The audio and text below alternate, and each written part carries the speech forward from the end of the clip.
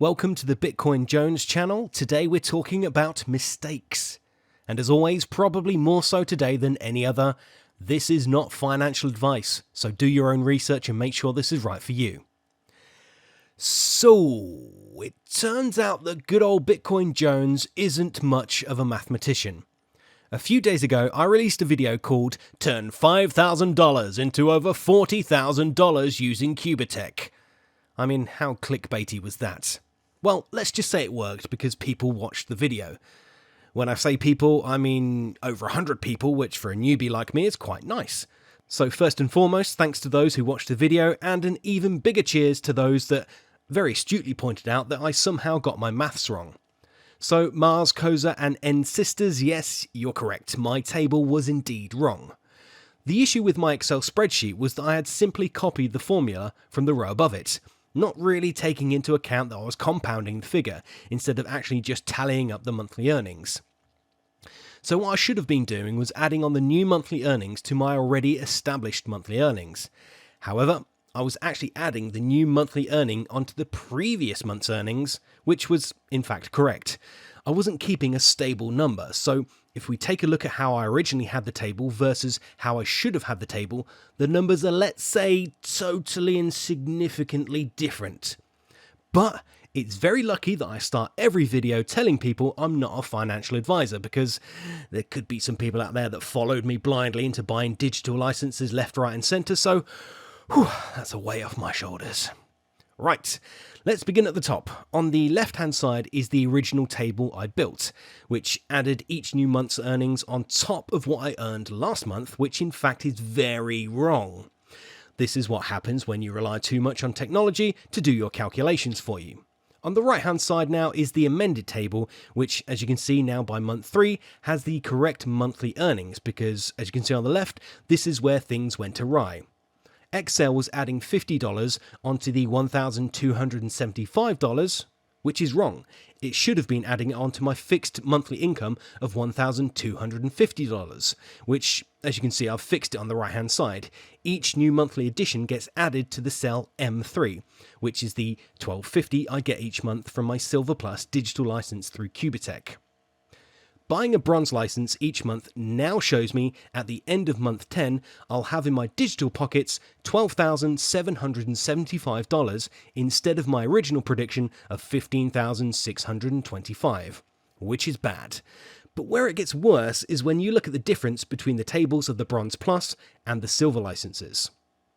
$28,125 against the actual total of $13,875 is a very wild change. Then the silver one gets even worse. Now, in my previous video, I showed that you can make over $43,000 doing this reinvesting method, and I was really excited about it. And you know what happens when people get excited about the prospect of making loads of cash? Well, they get ahead of themselves and they make mistakes. Big ones. Thankfully, my mistake was made showing you a hypothetical scenario. So now you can see on the side by side the tables look very different. $43,750 versus $15,250. Yeah.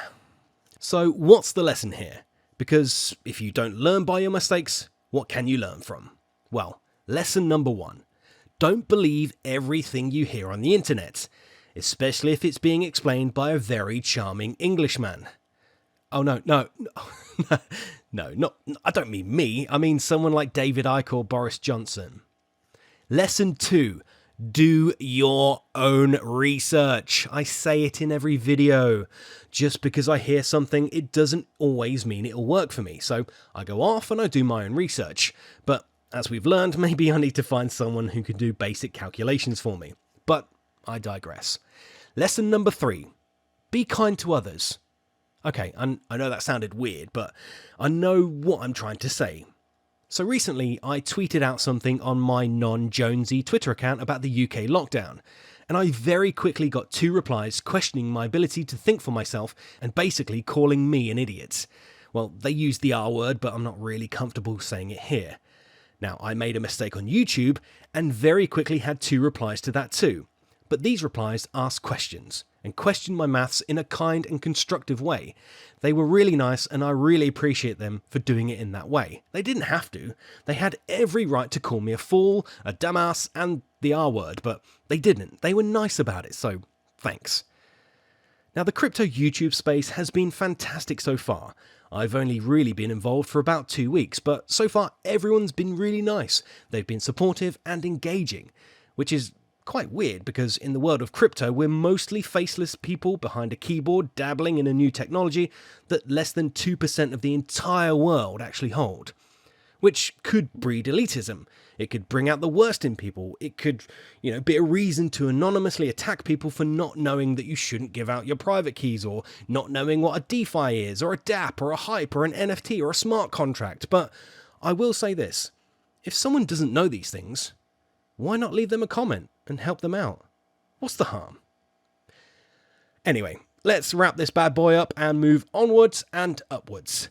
I've reached over 30 subs now, which is incredible, so thank you to all my new friends, and anyone out there who wants to become one too, you can just gently stroke that subscribe button for me. And if you want to take this message a bit further, why not go and tell your favourite YouTuber, one that has under 1,000 subs, and tell them they're amazing? Yeah, it's up to you. I'll see you around. Bye-bye.